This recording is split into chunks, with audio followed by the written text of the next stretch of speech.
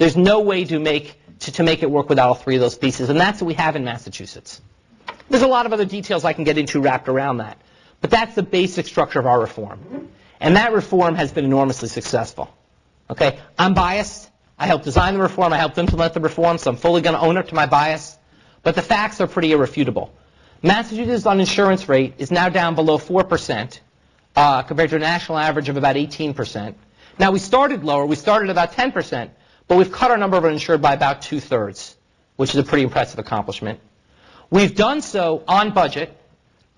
We were actually within our budget. When the state hit a fiscal crisis last summer, we had to cut our program, much like every program the state had to cut. But within, as far as our program goes, we've been on budget, and we've done so with a very reasonable cost. Okay? Now, so we've done so at a very reasonable cost. We've done on budget. The third thing is the mandate in Massachusetts, the first of its kind in the nation, has been incredibly successful in the sense that, successful in terms of lowering the insurance rate, but we had a new system which was brand new. People actually got a new tax form, a 1099-HC, that they had to attach their taxes or fill out a segment of their taxes. 98% of taxpayers got it right the very first year. So the mandate was implementable, and we showed it could be done. And then finally, it's been popular. We have about 70% popularity. For those of you who followed, if you remember when Scott Brand ran his campaign, he did not campaign against Massachusetts health care reform. He campaigned against national health care reform. And his campaign was, we got ours. We don't need to then go give it to other people, get taxed to give it to other people. So it's been popular, it's been successful. And it really was the model for what's now being considered at the federal level. The federal level, you have House and Senate plans. Really, the Senate plan is now the basis for what's going to happen if anything happens. This based on the same principles, the same three-legged stool. Insurance market reforms, so that in this nation, starting 2014, you will not be allowed to charge someone a different price for health insurance because of their health. An incredibly radical change in the way health insurance markets work. An individual mandate, where individuals will have to buy health insurance, and substantial subsidies, where individuals will be subsidized below about 4 times the poverty line, or about $88,000 for a family. There'll be some public support to help them buy health insurance. Okay? So that is the basic structure that's in the bill.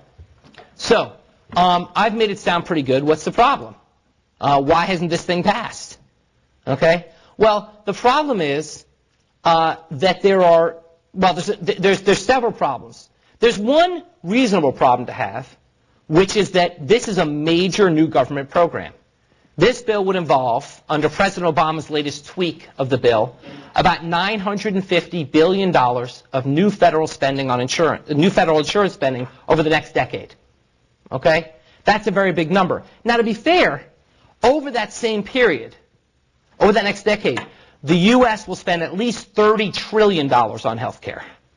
Okay? So this is a small single-digit % increase in what we'll spend on health care over the next decade. Nonetheless, it's a big number. That's a big number. Okay? So that's a legitimate dispute to have, is to say, look, we don't think the government priority should be in that direction. And that's a legitimate dispute to have. And that's part of the dispute. A lot of the rest has been politics, and we can get into that. But that's sort of the main, if you're going to oppose this bill, I think the main legitimate basis for doing so would be A, that's a big new government intervention, and B, this is a very interventionist bill. We're now going to tell people in America they have to have health insurance. That's a major stand to take.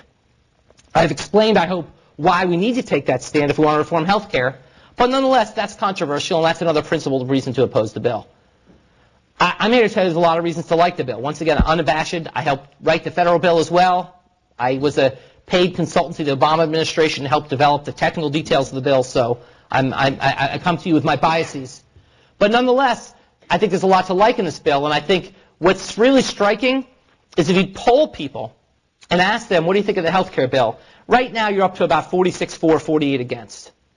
If you then explain to them what's in the bill, that goes to about 74-30 against. And pollsters say that's an unbelievable shift from providing information. And it sort of says that actually there's a lot to like in this bill. It's just hard to understand. There's been a lot of misinformation. So what would the bill do? What the bill would do is lower the number of uninsured in America by about 30 million people from its projected level of about 50 million people. So it's far from universal coverage. Okay, it's really sort of barely majority of the uninsured. A lot of that's because the bill would not cover illegal immigrants, who are about a seventh of the uninsured.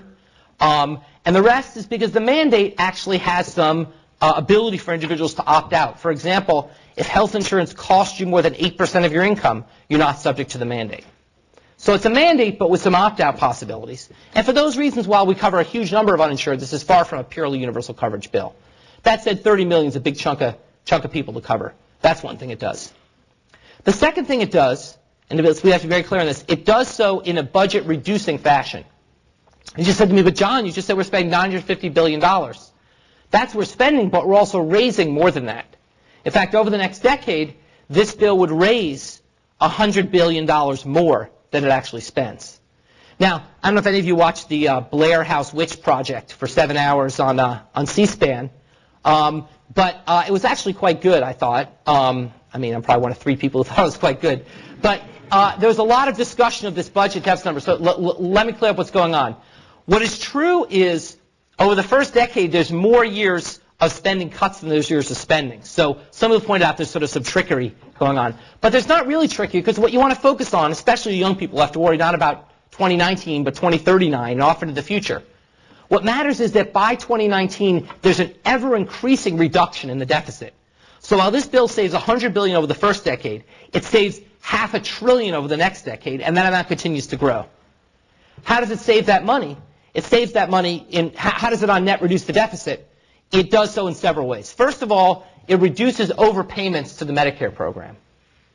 And that's a substantial amount of the reduction in the deficit through overpayments to the Medicare program. Second of all, so it is literally, another principal reason people might oppose this is we are cutting the Medicare program to help cover these newly insured people. I think the important point to remember is none of the cuts in the Medicare program are actually going to jeopardize patient health. Mostly it's overpayments to insurers and to providers for services they'll provide now and even when they're paid less to provide. But nonetheless, we're cutting Medicare, so that's part of how we pay for it. The second way we pay for it is tax increases on the wealthy.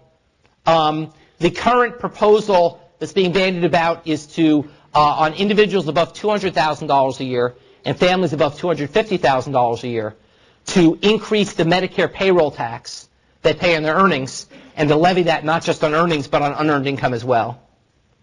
And then finally, and most excitedly to economists, there's another form of financing, which is the so-called Cadillac tax. Let's talk about that for a few minutes, because that's really my favorite bully pulpit point to talk about. In the U.S. today, we have something called the tax subsidy to employer-sponsored health insurance. What that means is that when MIT pays me in wages, I get taxed. But when MIT pays me in health insurance, I don't. Okay? So, true story. MIT offered an orthodontia benefit on its dental benefit. Okay? This was a number of years ago. And it was going to be $30 a month. Okay? And we had the choice of employees of taking that and getting paid less by $30 a month. Well, I went home to my wife and said, well, what do our kids' braces cost? And she said, our kids' braces cost $22 a month. And I said, well, then that wouldn't make sense. But then I thought, wait a second. But if I got $30 more a month in pay, I get taxed on that. That's only $18 to me. Okay? But if I get the $22 in orthodontia benefits, that's $22 to me. So actually I will sign up for the orthodontia benefit, and I did. Okay? Well, now I can go crazy because my kid's got orthodontia coverage. We got the flashing lights on the braces and all this stuff because now it's insured. Okay? This is a microcosm of the problem we have in America, that people are buying health insurance with tax-subsidized dollars. Why is this a problem? It's a problem for 3 reasons. First of all, it's huge. The U.S. Treasury this year will lose $250 billion in tax revenues because it does not treat health insurance like wages.